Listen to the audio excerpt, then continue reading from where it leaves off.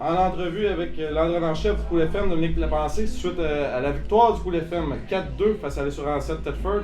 Dominique, premièrement, tes impressions du match de ce soir? On a fait un petit team meeting avant le début du match, puis je pense qu'on a vu le reflet du meeting. Je pense que les gars ont été très réceptifs. On n'aimait pas nos débuts de match depuis le début de la saison, puis 3-0 après une période, je pense qu'on a réagi de la bonne façon.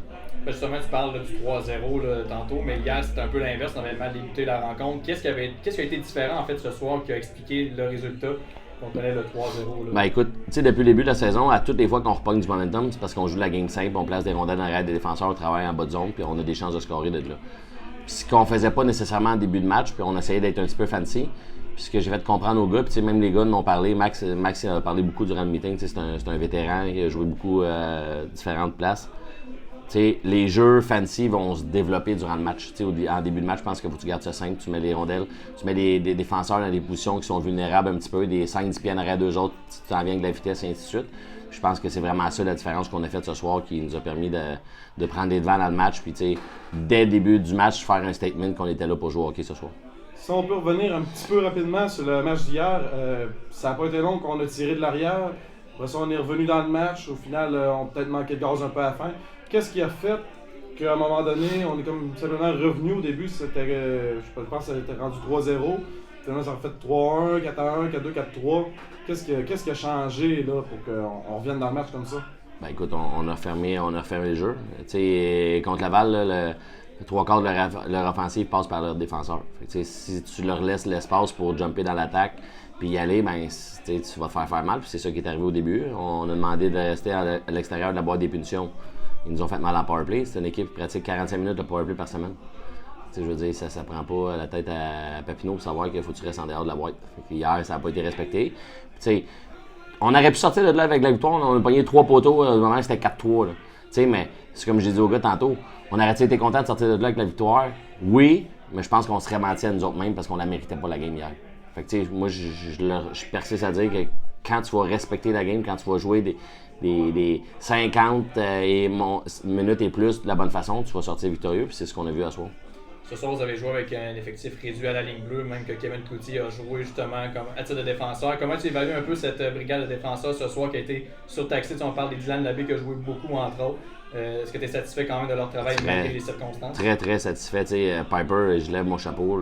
41, 42 ans, là, je sais pas quel âge que je veux pas manquer de respect envers Kevin, là, mais quelqu'un qui vient ici, qui est la première fois de l'année, là, il dit Piper a joué 500 games à défense. Il n'y a pas une situation qui s'est mise dans la merde. Il a été chapeau, il a fait son rôle de capitaine, il a montré l'exemple. Honnêtement, à brigade défensive à soir, la rondelle, c'était pas compliqué, on voulait jouer vite. La rondelle n'a pas resté longtemps sur leur palette. C'est un peu mettre ton problème dans les mains de quelqu'un d'autre, mais c'est ça qu'on veut. C'est ça qu'on veut, jouer vite, on veut se servir de notre rapidité. Puis je pense que ce soir, ils ont été un petit peu shakés au début. Thetford, je pense qu'ils ont vu que on avait la vitesse qu'on voulait apporter ce soir. Puis je suis très satisfait d'overall de toute la gang. Mais oui, la brigade défensive, Sébastien nous a tenu fort une coupe de shots. Fait que je pense que c'est une victoire d'équipe à ce soir. Concernant aussi le match de ce soir, on a vu un peu un match en 3 temps. Première période, on a dominé.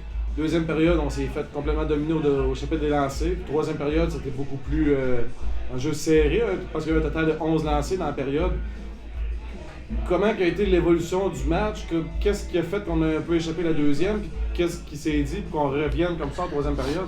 Ben, tu sais, c'était normal. Là. Ce qui est arrivé en deuxième, c'était vraiment normal de la part de Thetford. Je pense pas qu'ils sont sur une excellente séquence présentement. C'est sûr qu'entre la 1 et la 2, ils se sont dit avec 4 vérités dans le blanc des jeux, puis c'est bien correct. C'était à nous autres, on s'est assis sur nos lauriers un petit peu. On les a laissés revenir dans le match, puis à toutes les fois qu'on fait ça, c'est que c'est juste nous autres qui jouent de la mauvaise façon. Là, on essayait, on a scoré, je pense que c'est le troisième but, le but avéré là, avec un entrée de zone natif à la croix, backdoor après ça.